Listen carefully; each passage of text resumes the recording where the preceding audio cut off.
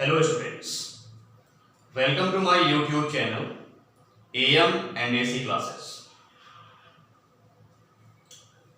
हमारे इस क्लास में आज का टॉपिक है क्लास 12th इलेक्ट्रोकेमिस्ट्री। इलेक्ट्रोकेमिस्ट्री में जो हमारा टॉपिक है आज का वो है मेजरमेंट ऑफ सेल पोटेंशियल।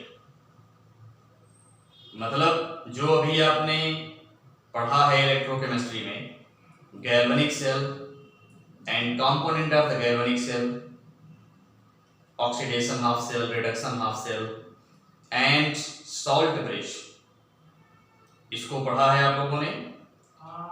तो जो आपका गैल्वेनिक सेल है, ये गैल्वेनिक सेल जो पोटेंशियल डेवलप करता है, जो सेल इलेक्ट्रिक करंट प्रोड्यूस करता है, उसका मेजरमेंट कैसे किया जाए, उसको हम कैसे मेजर करें, मींस उसे कैलकुलेट कैसे करें। तो इसी बात पर हम इस वीडियो में या इस क्लास में डिस्कस करेंगे कि सेल पोटेंशियल को किस तरह से कैलकुलेट किया जाए। नाउ स्टार्ट करते हैं। मतलब जो हमारा मेजरमेंट ऑफ सेल पोटेंशियल है, टॉपिक स्टार्ट करते हैं, शुरू करते हैं। देखिए, मेजरमेंट में जो सबसे पहला टॉपिक आता है आपका, वो कौन सा आता है? वो आता है ईएमएफ।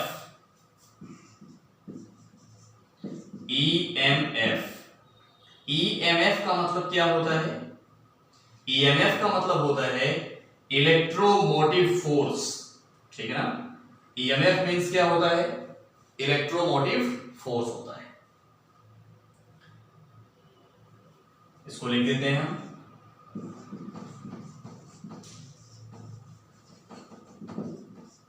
इलेक्ट्रोमोटिव फोर्स, ठीक है ना? Electromotive force EMF. इसी मेजरमेंट में जो दूसरा पॉइंट आता है वो कौन सा है? एसएचई। एसएचई मींस स्टैंडर्ड हाइड्रोजन इलेक्ट्रोड। ठीक है ना? स्टैंडर्ड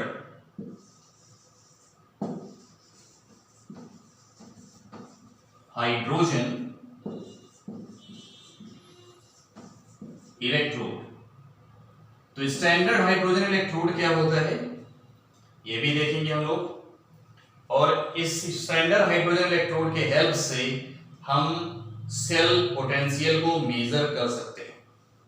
बेसिकली इसका यूज हम करते हैं, किस लिए करते हैं? सेल में आपने पढ़ा है रिडक्शन ऑफ सेल में आपने पढ़ा है ऑक्सीडेशन ऑफ सेल। तो ये दो इलेक्ट्रोड्स हैं, इन दोनों इलेक्ट्रोड का जो पर्टिकुलर पोटेंशियल है उसको मेजर करने के लिए बेसिकली हम एसएचई का यूज करते हैं, स्टैंडर्ड हाइड्रोजन इलेक्ट्रोड का यूज करते हैं। तो क्या होता है इसको भी पढ़ेंगे। एक और पॉइंट इसमें आता है, वो है इलेक्ट्रोकेमिकल सीरीज। Electrochemical series. अब ये इलेक्ट्रोकेमिकल सीरीज क्या होता है ये भी हम देखेंगे इसी टॉपिक में। लेकिन आप ध्यान रखिए कि हम ये अलग अलग पॉइंट जो है अलग अलग क्लास में डील करेंगे, क्योंकि सभी पॉइंट को हम एक ही क्लास में डील करेंगे तो आपकी क्लास बहुत ही लॉन्ग हो जाएगी, क्योंकि मैटर है इसमें अच्छे खासे। इसलिए इसको आसानी से समझने और पढ़ने के लिए हमने डिसाइड किया है कि इन टॉपिक्स को अलग अलग क्लास में डिस्कस किया जाए। तो इस क्लास में हम डिस्कस करेंगे ईएमएफ पर। ईएमएफ क्या होता है और इसको हम कैसे कैलकुलेट किया करते हैं। तो ईएमएफ का मतलब होता है इलेक्ट्रोमोटिव फोर्स, जैसा लिखा है। इसको हम रिप्रेजेंट कैसे करते हैं तो आपको हम बता दें, it is represented by E cell. इसको हम ई सेल लिख करके रिप्रेजेंट करते हैं students. E cell is equal to होता है E cathode minus E anode. ठीक है ना? E cathode minus E anode. ये इक्वेशन आप ध्यान रखिएगा, E cathode minus E anode. अब इसी इक्वेशन के हेल्प से हम ये डिफाइन कर सकते हैं इलेक्ट्रोमोटिव फोर्स को। इस इक्वेशन के हेल्प से हम इलेक्ट्रोमोटिव फोर्स को डिफाइन कर सकते हैं। कैसे डिफाइन कर सकते हैं कि किसी भी गैल्वेनिक सेल में जो इलेक्ट्रोड्स होते हैं, electrodes means cathode and anode, उनके बिटवीन जो पोटेंशियल डिफरेंस होता है, उसी पोटेंशियल डिफरेंस को हम लोग क्या कहते हैं? हम लोग कहते हैं ईएमएफ, ई सेल। तो कह सकते हैं कि EMF is the potential difference between two electrodes cathode and anode in a galvanic cell. इसको लिख लीजिएगा, इसकी डेफिनेशन। अब ध्यान रखिए स्टूडेंट्स, जो ईएमएफ है ये दो टाइप का होता है। कौन कौन सा होता है?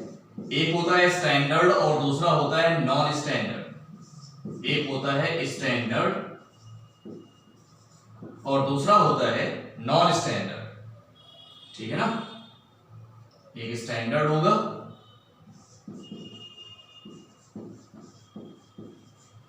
और दूसरा होगा नॉन स्टैंडर्ड। ठीक है ना? ये दो टाइप का होता है। तो पहले इसमें हम बात करेंगे स्टैंडर्ड इलेक्ट्रोड पोटेंशियल पर या स्टैंडर्ड सेल पोटेंशियल पर बात करेंगे। स्टैंडर्ड सेल पोटेंशियल को कैलकुलेट करने के लिए आपको स्टैंडर्ड इलेक्ट्रोड पोटेंशियल की रिक्वायरमेंट होगी। ठीक है? तो स्टैंडर्ड इलेक्ट्रोड पोटेंशियल जो है वो न्यूमेरिकल में गिवन होता है। अब न्यूमेरिकल में कहां से ले आते हैं, कहां से गिवन कर देते हैं? तो अभी हमने लास्ट में एक टॉपिक लिखा था, एक पॉइंट लिखा था, इलेक्ट्रोकेमिकल सीरीज। तो इलेक्ट्रोकेमिकल सीरीज जो है उसमें जितने इलेक्ट्रोड्स हैं उनको उनके रिडक्शन पोटेंशियल के अकॉर्डिंग अरेंज किया गया है। मतलब उन सभी का रिडक्शन पोटेंशियल गिवन होता है और वो स्टैंडर्ड। ठीक है? तो स्टैंडर्ड इलेक्ट्रोड पोटेंशियल हमें कहां से मिलता है? इलेक्ट्रोकेमिकल सीरीज से मिलता है। ठीक है ना? इलेक्ट्रोकेमिकल सीरीज से मिलता है हमें, उसको हम यहां पर पुट करके सॉल्व कर लेते हैं। तो स्टैंडर्ड का मतलब जो सेल पोटेंशियल स्टैंडर्ड कंडीशन पर डेवलप होगा उसको हम कहेंगे स्टैंडर्ड सेल पोटेंशियल या स्टैंडर्ड ईएमएफ कह सकते हैं। कहने का मतलब ये रहा कि जो हमारा सेल है गैल्वेनिक सेल, उसके और दो नेम होते हैं, electrochemical cell and voltaic cell. कोई भी नाम आप ले सकते हैं। जो ये सेल है ये जब स्टैंडर्ड कंडीशन पर वर्क करता है तो स्टैंडर्ड कंडीशन पर वर्कआउट करने से जो इलेक्ट्रिसिटी या फिर जो पोटेंशियल डेवलप होता है उस पोटेंशियल को हम लोग कहते हैं कि it is the standard cell potential. बात समझ गए ना? तो इसको हम स्टैंडर्ड सेल पोटेंशियल कहेंगे। और स्टैंडर्ड सेल पोटेंशियल को रिप्रेजेंट कैसे किया जाता है? ई नॉट सेल से। यहां पर नॉट लगा दीजिए। जब आप यहां पर नॉट लगा देंगे तो कहेंगे E naught cell is equal to E naught cathode minus E naught anode. This is standard cell potential और स्टैंडर्ड ईएमएफ। अब स्टैंडर्ड कंडीशन कौन सी होती है? हमने कहा कि कंडीशन यहां पर कैसी होनी चाहिए? स्टैंडर्ड होनी चाहिए।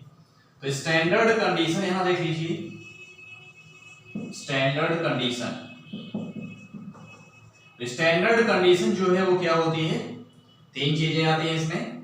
एक आता है टेम्परेचर, दूसरा आता है प्रेशर और तीसरा आता है कंसंट्रेशन। ये कंसंट्रेशन समझ जाइएगा। टेम्परेचर कितना होता है? 25 डिग्री सेंटीग्रेड। टेम्परेचर यदि 25 डिग्री सेंटीग्रेड है इसको हम कहते हैं कि इट इज स्टैंडर्ड टेम्परेचर। और इसको हम केल्विन स्केल पे यदि लिखना चाहें इसमें कितना ऐड कर देंगे? 273 इसमें ऐड कर देंगे तो क्या बन जाएगा? 298 केल्विन। तो इसको हम किसके इक्वल लिख सकते हैं? मतलब और करके लिख दीजिए 298 केल्विन। के मतलब केल्विन, केल्विन स्केल पर हमने लिखा है उसको। और प्रेशर कितना होता है स्टूडेंट्स? 1 बार होता है। कंसंट्रेशन कितना होता है? ये होता है 1 मोलर।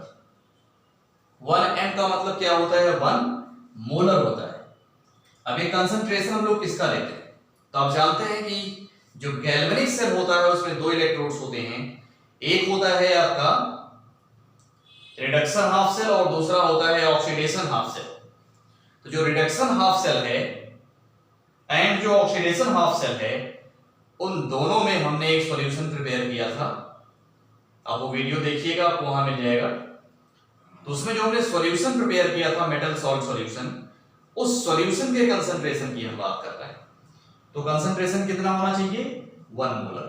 यदि 1 मोलर है तो हम कहेंगे इट इज स्टैंडर्ड कंसंट्रेशन। ये स्टैंडर्ड कंडीशन है। Concentration means molarity. मोलैरिटी आप लोग जानते होंगे, नहीं जानते हैं तो आप वीडियो देखिएगा, आपको मालूम पड़ जाएगा। तो स्टैंडर्ड कंडीशन ये होती है। इस कंडीशन पर जब सेल पोटेंशियल डेवलप करेगा वर्कआउट करके, तो उस पोटेंशियल को हम लोग कहते हैं स्टैंडर्ड सेल पोटेंशियल या फिर स्टैंडर्ड ईएमएफ। अब यहां पर आपको एक बात और बता दें इस इक्वेशन में कि जो लिखा है E naught cathode and E not anode, ये दोनों ही कैसे पोटेंशियल होते हैं? ये दोनों ही रिडक्शन पोटेंशियल होते हैं। तो यहां नोट करके लिख दीजिएगा, in this equation E naught cathode and E not anode both are reduction potential।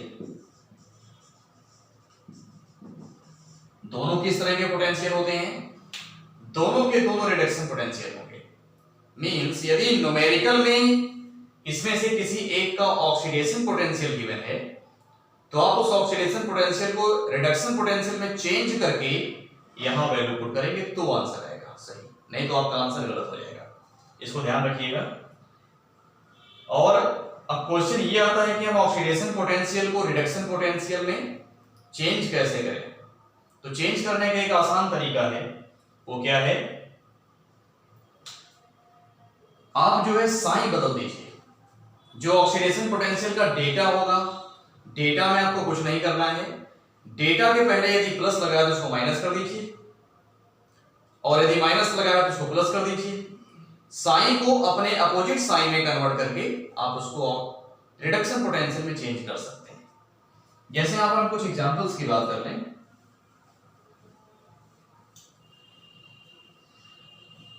Examples जैसे मान लीजिए हमको ये दिया है E naught Mn plus slash m is equal to 0.0, या ऐसा दिया है 0.12 वोल्ट में दिया है। ये वोल्ट में देगा, ध्यान रखिएगा, यहां प्लस लगा दिया। और इस तरह से जो दूसरा इलेक्ट्रोड है उसका पोटेंशियल कैसे देगा? m slash Mn positive is equal to minus 1.5 volt. Suppose that ये दिया है, ठीक है। पोटेंशियल किस में होते हैं? वोल्ट में। वोल्ट को हम लोग किससे दिखाते हैं? कैपिटल V से। तो अब हमसे यहां पर ये कह रहा है क्वेश्चन में, यहां पर इसका ऑक्सीडेशन पोटेंशियल दिया। ऑक्सीडेशन पोटेंशियल को हम ऐसे रिप्रेजेंट करते हैं, बताया था हमने आपको, क्योंकि यहां पर ऑक्सीडेशन रिएक्शन हो रही। ऑक्सीडेशन रिएक्शन के थ्रू जो पोटेंशियल डेवलप होगा दैट इज ऑक्सीडेशन पोटेंशियल, और यहां रिडक्शन रिएक्शन हो रही है, तो रिडक्शन रिएक्शन के थ्रू जो पोटेंशियल डेवलप होगा दैट इज रिडक्शन पोटेंशियल। तो ये रिडक्शन पोटेंशियल है और ये ऑक्सीडेशन पोटेंशियल है। अब इस ऑक्सीडेशन पोटेंशियल को हम रिडक्शन पोटेंशियल में चेंज करेंगे, तभी यहां वैल्यू पुट करेंगे, और तभी जिस सेल का ये इलेक्ट्रोड है दोनों, उस सेल का पोटेंशियल हम फाइंड कर पाएंगे। तो इसको हम लिख सकते हैं, ये Mn प्लस जो है उसको यहां कर दीजिए और इसको प्लस कर दीजिए। तो अब यहां रिडक्शन रिएक्शन होने लगी, साइन हमने चेंज कर दिया, तो ये बन गया ऑक्सीडेशन से रिडक्शन पोटेंशियल। अब आप इनकी वैल्यूज को यहां पुट करेंगे तो जिस सेल के इलेक्ट्रोड्स हैं उस सेल का ई सेल आ जाएगा, मतलब सेल पोटेंशियल उसका कैलकुलेट हो जाएगा। तो इस तरह से हम चेंज करते हैं। अच्छा, एक बात और आपको बता दें, आपको हमने इलेक्ट्रोड पोटेंशियल का रिप्रेजेंटेशन तो बताया था, जिसको हमने यहां रिपीट भी कर दिया, लेकिन जो सेल होता है, सेल के रिप्रेजेंटेशन को हमने आपको अभी नहीं बताया था। तो सेल का रिप्रेजेंटेशन कैसे किया जाता है उसको भी जरा आप लोग समझ लीजिए। तो एक पॉइंट है सेल रिप्रेजेंटेशन।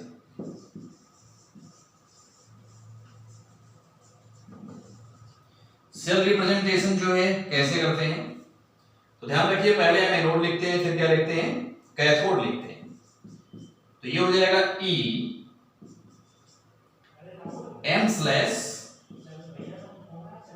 प्लस, फिर डबल स्लैश लगाते हैं, डबल स्लैश के बाद लिखते हैं Mn पॉजिटिव स्लैश M। तो ध्यान रखिएगा स्टूडेंट्स, ये आपका सेल रिप्रेजेंटेशन है। सेल को हम इस तरीके से रिप्रेजेंट करते हैं। ये हमारा एनोड है, क्योंकि यहां पर क्या हो रहा है, यहां ऑक्सीडेशन हो रहा है, तो ऑक्सीडेशन जहां होता है उसको हम एनोड बोलते हैं। और ये क्या है, रिडक्शन हो रहा है यहां पे, इसको हम क्या कहेंगे कि it is known as cathode. ये कैथोड है। और जो ये डबल लाइन है, जो डबल स्लैश है, इसको हम लोग क्या कहते हैं, इसको कहते हैं सॉल्ट ब्रिज। ठीक है ना, ये हमारा सॉल्ट ब्रिज होता है। तो 3 कंपोनेंट होते हैं सेल में, 3 कंपोनेंट आप यहां देख रहे हैं। इन्हीं कंपोनेंट से हम सेल को रिप्रेजेंट किया करते हैं। तो ये था standard EMF, standard E cell, standard cell potential.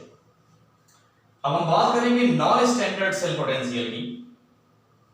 Non standard cell potential calculate करना थोड़ा डिफिकल्ट बात है, और नॉन स्टैंडर्ड सेल पोटेंशियल हम उसको कहते हैं जो नॉन स्टैंडर्ड कंडीशन पर डेवलप होता है।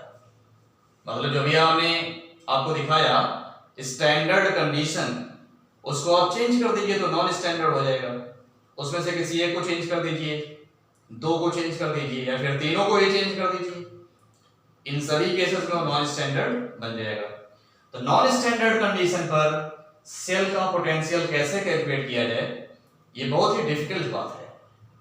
एक प्रॉब्लम क्रिएट हुई, तो इस प्रॉब्लम को सॉल्व करने के लिए एक साइंटिस्ट हैं जिनका नाम, मतलब एक साइंटिस्ट थे, वो नहीं इन द प्रेजेंट टाइम, उनका नाम है नर्स्ट।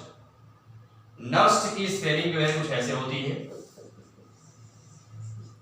ये साइंटिस्ट का नेम है, इसको हम लोग कहेंगे यार, तो ये है नर्स्ट।